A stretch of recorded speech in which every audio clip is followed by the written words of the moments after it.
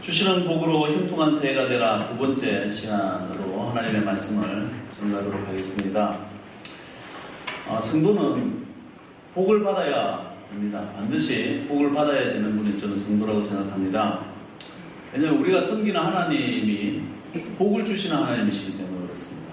그리고 복은 하늘에서부터 오는 것이 진짜 복이고 그 은혜로 살아가는 것이 성도의 힘이고 삶이라고 저는 생각합니다. 세상은 뭐라고 그럽니까? 겁주죠. 너 그래서 복 못 받는다 이런 희한한 소리만 하고, 또 성도들은 또 그 말에 속아가지고 그런갑다 싶어가지고 살아가는 인생들이 참 많다라고 하는 겁니다. 그러니까 하나님을 모르기 때문에 그렇습니다. 그죠? 하나님은 복 주시는 분입니다. 그래서 우리는 복 받아서 생활해야 되고요, 그 복으로 나를 위해서 살아가는 인생이라고 하면 안 된다라고 하는 거죠. 하나님의 나라를 위해서 살아가는 인생이 되라, 주의 종이 되는 것입니다. 성도는 다른 사람들과 다르게 주일날 참 봉사를 많이 합니다. 평일날보다 또 주일날 봉사도 많이 하고, 또 평소에 교회를 평일날에도 찾아와서 기도하고, 주일날 주일날 매주 주일날 뿐만이 아니라 새벽 기도도 있죠. 수요일 기도회도 있지요. 주일 오후 예배도 있지요. 이 모든 것을 다 해나갈 때 다른 사람들보다 몇 배 고생하고 몇 배 수고합니다. 그죠? 그렇다고 한다면 저는 더 몇 배 다른 사람들보다 축복받아야 된다고 저는 믿습니다. 직장이라면 부하 상사든 부하든 상사든 할 말을 하면 그냥 끝을 내든지 아니면 고쳐 나가든지 이렇게 싸워 나가든지 하면 할 수 있습니다. 근데 교회 안에서는 그렇게 할 수가 없습니다. 왜냐하면 교회는 다 봉사로 와 있기 때문에 그렇습니다. 처음 교인이 왔을 때 얼마나 기쁨이 큽니까? 그렇지만 그 기쁨도 잠시입니다. 한 사람이라도 새로 오게 되면 마치 출산의 기쁨처럼 즐거운 기쁨이 있지만, 그 사람이 영적으로 자라서 집사가 되고 권사가 되고 장로가 되어지기까지 얼마나 가슴 졸이고 가슴 아파하고 눈물로 기도하고, 마치 아이가 자라서 성장할 때까지 일일이 다 돌봐주고, 그죠? 기저귀 갈아주고, 그런 심정이 바로 우리 하나님을 섬기는 사람들의 심정이 아니겠나 생각합니다.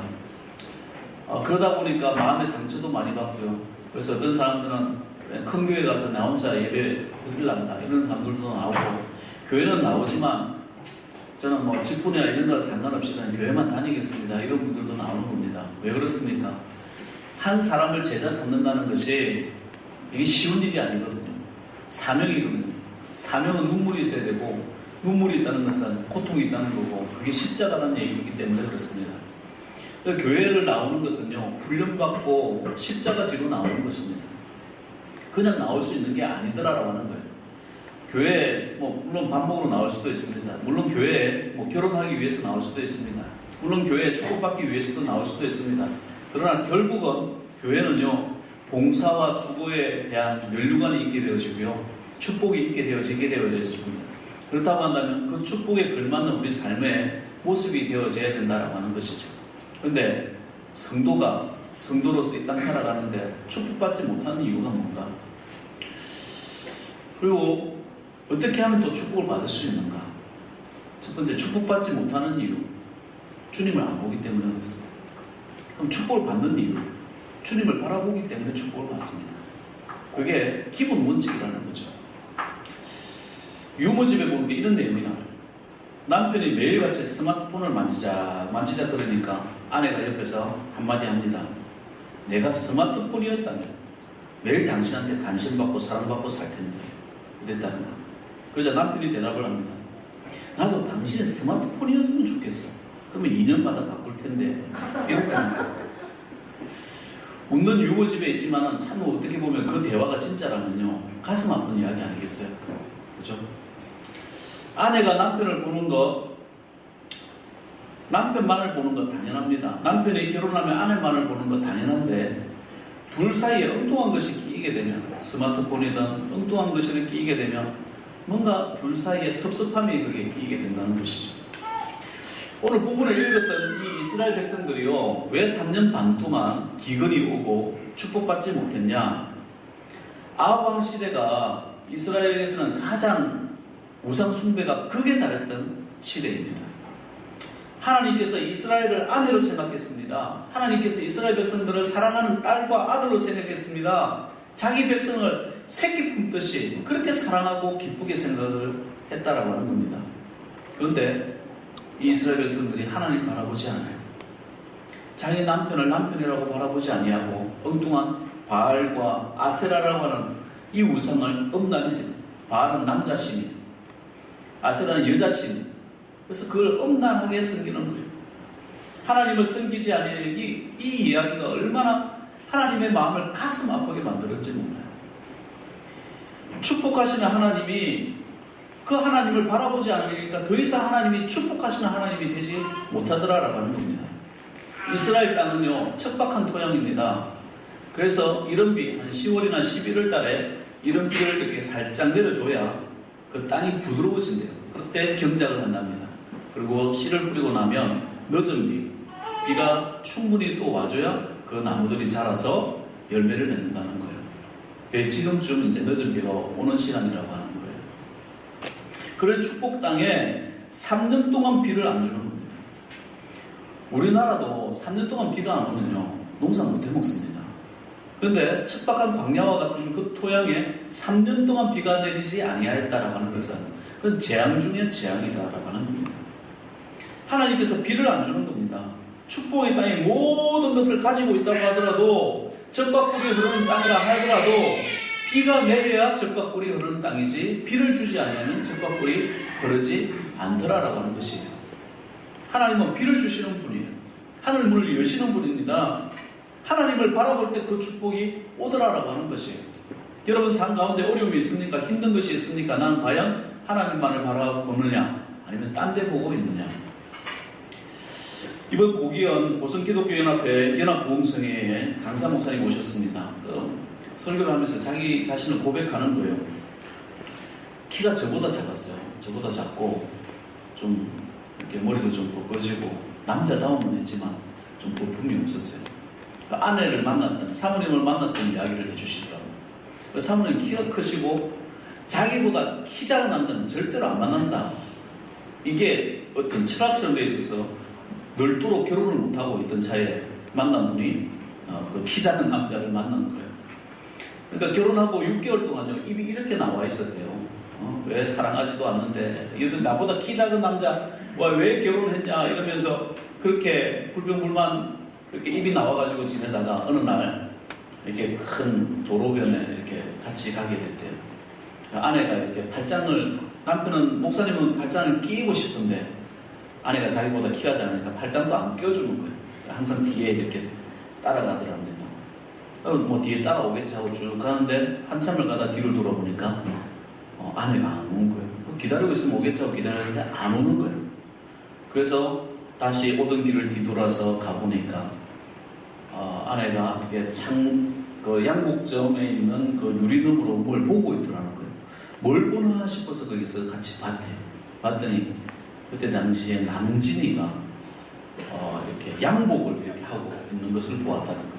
그걸 보면서 와, 남진이 오빠 하면서 막 좋아가지고 그걸 보고 있는 거예요. 이 목사님이 구두발을 가지고요, 그 발을 가지고 탁 밟아버렸대요. 그래서 화가 나가지고 이 남진이랑 같이 살아. 남진이 좋으면 남진이랑 가라. 키 작은 내하고 만나가지고 따라오지 마라. 집에 가라 하면서 쫓아보냈다는 거예요. 가고 있으니까 절뚝하면서 따라오더라는 거예요. 가라.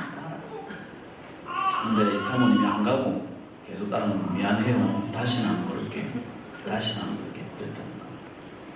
지금까지 가장 기분 나빴다는 거예요. 결혼하고 나를 봐야 되는데 남진이를 보고 있는 그게 너무너무 기분 나빠가지고 발을 밟아버리는 거예요.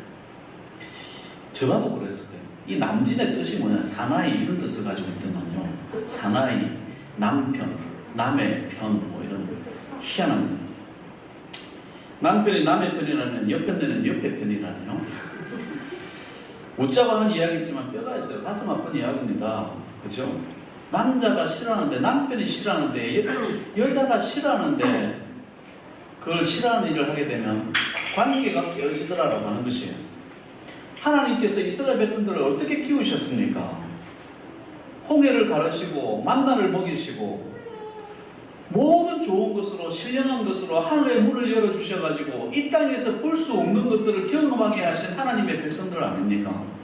그 하나님의 백성이 하나님 바라보지 아니하고 딴 데 쳐다보니까 목상을 만들어 놓고 거기다 절을 하고요, 돌을 만들어 놓고 송아지 만들어 놓고 거기다 절을 하니까 하나님께서 복을 주지 않더라라고 하는 것입니다. 하나님께서 이스라엘을 축복하실 때 조건이 한 가지가 있는데 너희들은 나만 바라봐라는 거예요. 그럼 내가 너희를 축복하겠다라고 하는 것입니다. 이 룰은요 지금도 그대로 적용이 되어집니다. 하나님의 백성으로서 하나님의 땅에서 하나님께 예배하며 크리스찬으로서 살아간다라고 한다면 저희들은요 하나님의 백성으로서 주님 바라보고 살아가야죠. 이게 원칙입니다. 그러면 축복된 삶을 살아갈 수 있는 거예요. 3년 동안 기근으로 고생할 필요 없습니다. 어떤 사람은 30년 동안 기근으로 고생하는 사람들이 얼마나 많이 있습니까? 자기의 잘못을 모르고 주님만 바라보면 되는데 하나님께서 조금 시험 주는 거 가지고 삐져가지고요 세상 돌아다니다 고생하면서 그렇게 인생 마감하는 사람들이 얼마나 많이 있냐고요. 그러면 안 된다라고 하는 거예요. 하나님 바라봐야 돼요. 우리가 하나님 바라볼 때 자양자가 아니라 요즘엔 주향주 예수님께 대하여 경례해야 합니다. 오주바! 오주바가 뭐예요? 오직 주님만 바라보자. 오주바. 따라합시다. 오주바. 오직 주님만 바라보자. 오직 주님만 바라보자. 오직 주님만 바라보시.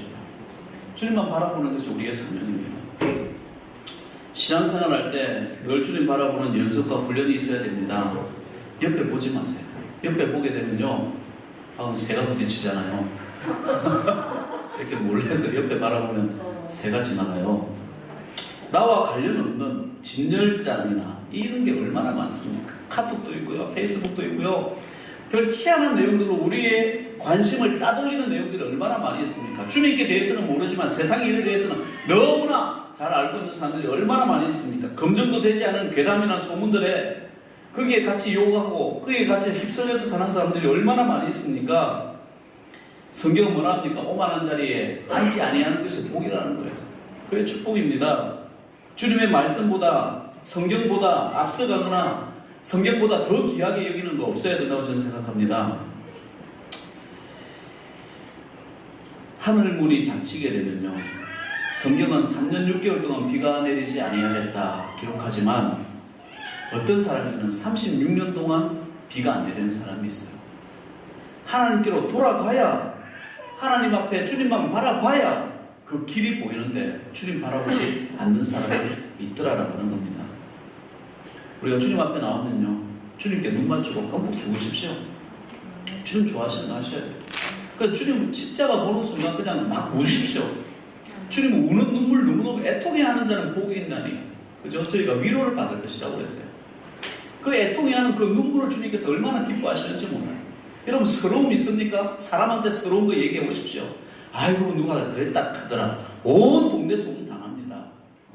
좋은 얘기면 아무 얘기도 안 하지만 나쁜 얘기는 온 동네 소문 당합니다. 그런 얘기로 위로받을 수 있을 것 같습니까? 그럼 주님 앞에 와서 위로받으세요. 주님 앞에 눈물 흘리시는 겁니다. 주님 바라보는 거예요. 나 주님 외에는 못 삽니다. 주님 그 발 붙잡고 비록 구두발에 이렇게 발가락 하나가 상했다 하더라도 주님 제 용서해 주세요.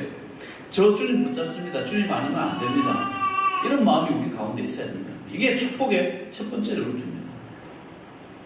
새해 주님께서 축복하시는 귀한 인생 되시기를 주의 이름으로 축원드립니다. 두 번째는요 기도자가 되라는 겁니다. 기도자는요 평안해야 기도가 됩니다. 평안해야 기도예요. 엘리야는요 선지자입니다. 선지자의 역할이 뭐죠? 하나님의 말씀을 듣고 사람들, 하나님의 백성들에게 전파하는 사람입니다. 이게 선지자입니다. 엘리야와 같이 바알에 무릎 꿇지 아니한 자가 7,000명이나 더 있었습니다. 근데 그때 당시에 선지자는 엘리야 한 명이었어요. 여러 선지자 있었겠지만 하나님께서 귀하게 사용하는 선지자 엘리야였어요. 그 엘리야를 통해서 하나님의 백성들에게 말씀하셨습니다. 또 하나님의 백성들이 고충이 있습니다. 어려움이 있습니다. 주님, 이 백성들의 고충을 들어주십시오. 이 말을 하나님께 전달하는 사람이 이 선지자의 역할입니다. 엘리야는 비가 안 오는 3년 6개월 동안요 숨어 지냈습니다. 우리 한 장 앞절에 보면 17절 1절에 보면 하나님께서 내 말이 없으면 수년 동안 비도 이슬도 있지 아니하리라 그랬어요. 그러면서 이스라엘 백성들이 우상 숭배로 하나님과 등지고 지내니까 하나님께서 하늘 문을 하고 닫아버립니다. 복을 더 이상 주지 않습니다. 바라보지 않으니까 고통을 극에 달하게 하십니다. 엘리야를 그때 숨겨버립니다. 너는 여기 있지 마라. 하나님의 백성 가운데 보이지 마라. 숨겨버립니다. 3절에 보니까 너는 여기서 떠나 동쪽으로 가서 요단 앞 그릿 시냇가에 숨고. 그동안 아합과 그 아내 이세벨은요 이 엘리야를 죽이려고 혈안이 되어져 있는 겁니다. 도망다니는 엘리야 마음이 평안하겠어요? 기도가 됐겠습니까? 나를 죽이려고 하는 이 이스라엘 백성들을 생각하면서 그들을 위해서 기도가 됐겠냐고요. 똑같은 우리와 성정이 똑같은 사람이에요. 기분 나쁘면 기분 나쁜 거야. 기도 안 되는 거예요. 기도 안 하니까 하늘 복이 닫혀버리는 겁니다. 그래서 우리가 사람 간의 인간관계라든지 목회자와의 인간관계라든지 서로 간의 인간관계를 참 잘해야 되는 겁니다. 그게 하나님께서 주시는 복이라는 거예요. 왜 그렇습니까? 기도자이기 때문에. 기도자는요 관계를 잘해야 됩니다. 뉴저지에 장두만 목사님이라고 계십니다. 이렇게 별로 친하지는 않지만 같이 거기서 세미나를 한번 연적이 개최할 때 연적이 있었고 뉴저지 한인들도 없는 그곳에 한인교회가 예쁘게 아주 크게 잘 지어놨어요. 처음 미국 와서 고생했던 이야기들을 같이 듣게 됐습니다. 그래서 그곳에 있으면서 몇 가정, 두세 가정이 목사님이라는 걸 알고 우리 같이 예배드리죠. 우리 같이 교회 만들지요. 교회 세우는 것이 복이 아닙니까? 하고 집에서 집사님 댁에서 예배를 드리게 됐답니다. 그러니까 교회에서 페이를 못 주죠. 페이도 못 주고 이렇게 안 하니까 그 중에 리더길 때는 집사님이 우리 다들 이민자들도 일하고 하는데 목사님 사모님 일하게 하시지요. 가서 돈 좀 벌게 해오세요. 그래야 생활이 되지 않겠습니까? 그렇게 얘기했다는 거예요. 목사님이 그랬다는 거예요. 나를 위해서 기도해 주는 사람이 사모인데 사모가 나가서 기도 안 하고 일을 하게 되면 나를 위해서 목회해 줄 수 있도록 기도해 주는 사람이 누구냐? 다들 일하고 가시는데 나는 그렇게 못하겠다고. 그래서 그 박봉에 시달리면서 근데도 아내를 일하러 안 보냈다는 거예요. 그쯤 이야기할 때 나는 과연 그렇게 할 수 있을까? 이런 생각이 들더라고요. 그리고 1년이 지났는데 교회를 건축하기까지 시작이 되는 거예요. 그 교회를 너무너무 아름답게 건축했어요. 그래서 지금 그 교회가 다 차고 참 아름다운 교회로 성장하기까지 많은 어려움이 있었다는 겁니다. 어려움이 있지만 그 어려움을 극복할 수 있도록 목회를 하지만 그 목회를 할 수 있도록 가능했던 이유는 내 아내의 기도 때문이었다. 그게 고백입니다. 기도하는 사람이 있어야 된다는 그 말씀 저희는 참 도전이 됐어요. 엘리야처럼 목회자 가정이나 기도하는 가정이 되어졌을 때에 하나님께서 다른 길로 축복하시는 거예요. 먹여 살려주시고 하늘의 만나를 경험하게 하시고 주님께서 저 하늘의 불까지도 경험하게 하시는 분이 하나님이시더라라고 하는 겁니다. 교회는요 목회자가 기도하는 교회가 되어져야 됩니다. 가정은요 누군가가 그 가정을 위해서 기도하는 자가 반드시 있어야 된다고 하는 것입니다. 이것이 저는 기도 사업이나 어떤 사업보다도 중요한 기도 사업이라 생각해요. 물질에 문제가 있습니까? 그럼 물질 벌로 나가보십시오. 나가야 되겠죠. 그러면 반드시 그 사람을 위해서 기도하는 사람 누군가가 있어야 되더라라고 하는 것이에요. 그래서 하나님께서 축복하시는 겁니다. 저는 모세가요 아말렉과 싸우는 장면을 저는 항상 생각이 납니다. 전쟁을 하게 됐습니다. 이 아말렉이 아주 치사한 민족인데 뒤에서 공격하면서 이제 공격하러 들어오는 거죠. 그때 모세가 한 것이 뭐였냐 했을 때 산 위에 올라가가지고 이렇게 두 손 들고 기도하는 것이 이겼습니다. 그 전쟁이 이길 때까지 기도하고 있는 겁니다. 저는 거꾸로 한번 생각해봤어요. 80세가 훨씬 넘은 모세가 그죠? 만약에 전쟁하러 나가고 왜냐면 급하니까 위에서 보니까 전쟁하러 오는데 모세가 빨리 가서 칼 빼놔가지고 전쟁하러 나가고 여호수아가 산에 올라가서 기도하고 있었다라고 한다면 이 전쟁에서 이겼겠는가? 그래서 실패했다고 생각합니다. 모든 전쟁은요, 전략이 필요로 합니다. 영적 전쟁도 마찬가지고 육신의 전쟁도 마찬가지고, 아무리 급한 일이 있어도 내가 칼 들고 모세가 급하다고 해서 뛰어내려가지고 싸우고 있으면 안 된다라고 하는 것이죠. 그 시간에 손 들고 있어야 되는 거예요. 하나님 앞에 기도하고 있어야 된다라고 하는 겁니다. 이런 적용은요, 우리 교회도 마찬가지고 여러분의 가정도 마찬가지고 여러분의 기업도 마찬가지라는 거예요. 반드시 기도자가 있어야 됩니다. 모세의 기도를 보면서 내가 깨닫는 것이 바로 이런 것이다라고 하는 겁니다. 며칠 전에 졸업식 때, 초등학교 때 우리 교회를 다니던 박명호라는 친구가 있었어요. 우리 아는 사람은 알아요.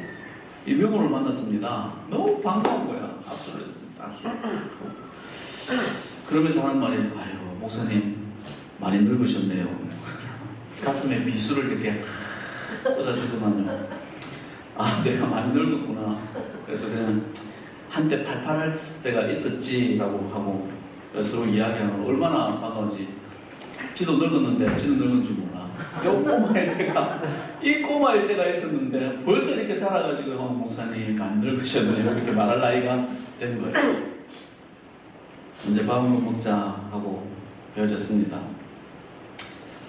여호수아처럼요, 나가서 팔팔하게 싸울 때가 있는가 하면 모세처럼 기도해야 될 때가 있다고 저는 생각합니다. 결국 우리의 사명은요, 기도로 기결되게 되어져 있습니다. 왜냐하면 나이가 들고 더 이상 움직일 수 없을 때 여러분의 두 손은요, 하나님께로 향하여져 있을 때입니다. 그래야 여러분의 가정이 살고 자녀가 살고 기업이 산다라고 하는 것입니다. 나이가 들어서 다리에 힘이 없고 손에 힘이 없을 때, 눈이 침침해서 더 이상 사명 감당할 수 없을 때 여러분 가서 굳게 입하시겠습니까? 아니라는 겁니다. 우리의 손을 들고 하나님 앞에 기도하고 있어야 된다는 거예요. 이것이 모세의 기도가 그 민족을 살게 했다는 거예요. 축복받게 했다라고 하는 겁니다. 세상 일로 바쁘게 돌아다니면서도 기도자가 기도하지 않으면 하늘 문이 닫히게 되어져 있습니다. 밴드 오브 브라더스라고 하는 영화가 있습니다. 저는 이 전쟁 영화를 한 10번 넘게 본 것 같아요. 너무너무 재밌어요. 근데 거기서 왜 재밌는 줄 아세요? 가끔 제 자녀들이 아빠는 왜 그렇게 전쟁 영화를 좋아해요? 이렇게 물어봐요. 그러면 저는 그렇게 대답합니다. 영적 전쟁은 이보다 더 잔인하기 때문에 나는 이 영화를 본다. 영적 전쟁은 이보다 더 잔인합니다. 거기서 한 병사로 있다가 지휘관이 된 친구가 있었습니다. 그 지휘관이 저 요새를 뚫기 위해서 이런 명령을 하죠. 여기서는 속도전이다. 총을 들고 무조건 빨리 저기까지는 뛰어가야 된다. 죽든지 누가 죽든지 살든지 신경 쓰지 말고 뛰어가라. 무조건 뛰어가야 돼. 거기 서 있으면 안 돼 라고 얘기를 해요. 근데 장교가 그 명령을 지키지 아니하고 가다가 총알이 빗발치니까 옆에 숨어가지고 뛰지 못해요. 막 다 부러워가지고. 그때 자기가 너무 답답하니까 지휘봉을 놔두고 뛰어내려갑니다.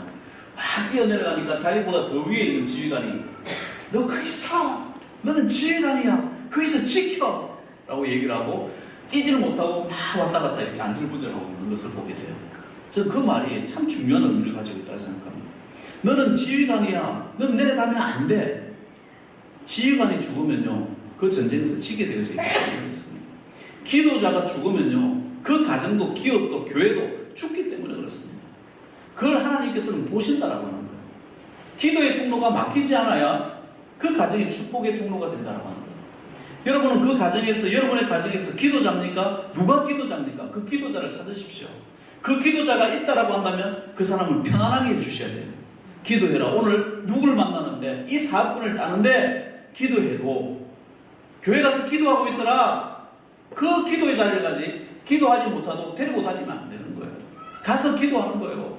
가서 다른 일 못하도록 그 시간만큼은 기도해라. 이 명령을 주는 거예요. 그 명령은 우리가 줄 수 있기 때문에 그렇습니다. 기도자가 기도의 자리에 있을 때, 기도의 시간을 놓치지 않을 때 3년의 고생이 끝나고 30년의 고생이 끝나더라라고 하는 것입니다. 이게 축복입니다. 여러분, 기도의 자리 놓치지 마시기 바랍니다. 선교의 자리, 그러면 전도의 자리, 말씀의 자리, 순종의 자리까지 놓치지 않게 되어져 있습니다. 기도의 자리를 놓치면요, 나머지가 끈이 풀리게 되어져 있습니다. 엘리야가 기도를 하기 시작하니 하늘 문이 열리고 3년 6개월 동안 오지 않던 비가 내리기 시작을 합니다. 그 비는 바알과 아세라를 섬기던 자들에게 심판의 비였지만 하나님의 백성들에게는 축복의 비가 되어졌다라고 하는 거예요. 내일부터 음력설입니다. 그죠? 벌써 봄 냄새가 나는 것 같습니다. 새해에 여러분의 가정이, 기업이 하늘의 문이 열리고 3년을 기다리고 30년을 기다리던 그런 비 소식을 접할 수 있는 새해 되시기를 주의 이름으로 축원드립니다. 말씀 마무리합니다. 순간순간 오직 주님만 바라보고 살아가시길 바랍니다. 딴 거 보지 마십시오. 히브리서 12장 2절 믿음의 주요 또 온전하게 하시는 이인 예수를 바라보자. 그는 그 앞에 있는 기쁨을 위하여 십자가를 참으사 부끄러움을 개의치 아니하시더니 하나님 보좌 우편에 앉으셨느니라. 하나님의 영광이 있다라고 하는 것은요, 예수님 바라보는 게 영광이 되고 축복이 되는 겁니다. 기도 시간, 말씀 시간, 예배 시간, 전도 시간, 순종의 시간 놓치지 마시기 바랍니다. 무엇보다 첫발 기도 시간 놓치면 안 됩니다. 야고보서는요, 엘리야를 어떻게 평가하냐? 5장 17절 말씀, 엘리야는 우리와 성정이 같은 사람이로되 그가 비가 오지 않기를 간절히 기도한 적 3년 6개월 동안 땅에 비가 오지 아니하고 다시 기도하니 하늘이 비를 주고 땅이 열매를 맺었느니라. 하늘이 비를 주고 땅에 열매를 맺고 있는 삶, 기도하는 사람이었다는 것. 그런 축복의 사람 되셔서 새해 복 많이 받으시기를 주의 이름으로 축원드립니다. 살아계신 아버지 하나님 은혜를 감사합니다. 하나님께서 저희에게 주신 은혜가 있습니다. 하늘 복 받으며 살아가기를 원합니다. 주시는 복으로 형통한 새해 되기를 원합니다. 아버지 하나님, 우리가 주님만 바라보며 기도하는 귀한 인생 되게 하셔서 아버지 하나님, 나머지 생애들이 아버지 하늘문이 열리고 단비가 내리며 적과 꿀이 흐르는 땅에서 아버지 하나님 누리며 사는 귀한 축복의 삶 되게 하셔서 하나님의 백성임을 이 땅에 선포하게 하시고 하나님의 자녀임을 이 땅에 선포하는 귀한 복된 백성 되게 하옵소서. 우리 주 예수 그리스도 이름으로 기도드리옵나이다.